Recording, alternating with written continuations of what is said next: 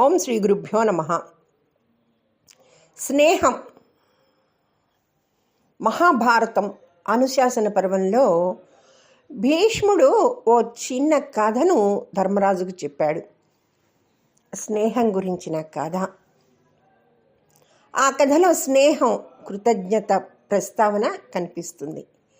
ఒకసారి స్నేహం ఏర్పడి ఒకరినొకరు ఆశ్రయించుకున్న తర్వాత ఎలా ఉండాలి అనేదాన్ని ఓ పిట్ట చెట్టు కథలో భీష్మాచార్యులు పూర్వం చెప్పారు. పూర్వం కాశీ దేశంలో ఓ చక్కని పచ్చని అడవిలో పూలు పళ్ళతో కళకళలాడుతూ ఓ పెద్ద వృక్షం ఉండేది. అదే చెట్టు త్వరలో ఏనాటి నుంచో ఓ చిలక నివసిస్తోంది. తనకు నీడనిచ్చిన ఆ చెట్టంటే చిలుకకు ఎంతో ప్రాణం. కొమ్మలను ఊయలుగా చేసి తనను ఆడించిన చెట్టుని తన ప్రాణ సఖుడిగా, ఉత్తమ స్నేహితుడిగా భావించింది. ఆ చెట్టుకి సమీపంలో వేటగాడు ఉండేవాడు.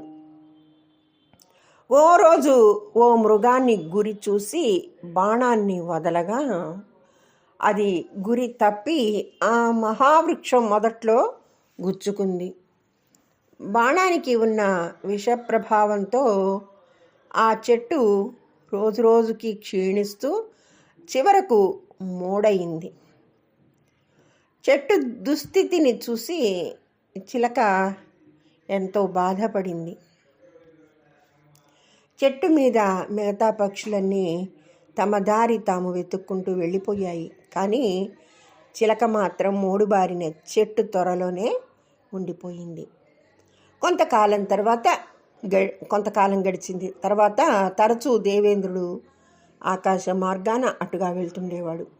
ఎన్నోసార్లు ఆ చెట్టును చూశాడు. కానీ అన్ని పక్షుల్లా కాక చిలుక మాత్రం ఎండిన త్వరలోనే ఉండడం దేవేంద్రుడికి ఆశ్చర్యాన్ని కలిగించింది. వెంటనే ఇంద్రుడు ఓ సాధారణ బాటసారిలా ఆ చెట్టు దగ్గరికి వచ్చాడు. అక్కడే ఉన్న చిలుకతో మాట కలిపాడు. చిలుక, ఈ చెట్టు ఎండిపోయింది కదా, ఈ పక్కనే ఇంకా పూలు పళ్ళు ఉన్న చెట్లు ఎన్నో ఉన్నాయి.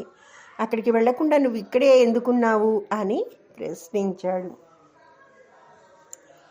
ఆ ప్రశ్నకి బదులుగా చిలుక, ఇన్నాళ్ళు ఈ వృక్షం స్నేహితుడిగా నన్ను ఆదరించింది. ఇప్పుడు దానికి కష్టం వచ్చిందని, నాకు పనికిరాదని, నా దారిని నేను వెళ్ళిపోవడం స్నేహ ధర్మం అనిపించుకోదు అని పలికింది.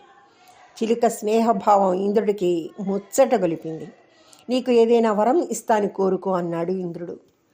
చిలుక తడుముకోకుండా, అయ్యా నాకంటూ ఏ వరం అక్కర్లేదు, ఈ చెట్టుని మళ్ళీ బతికించండి అని కోరింది.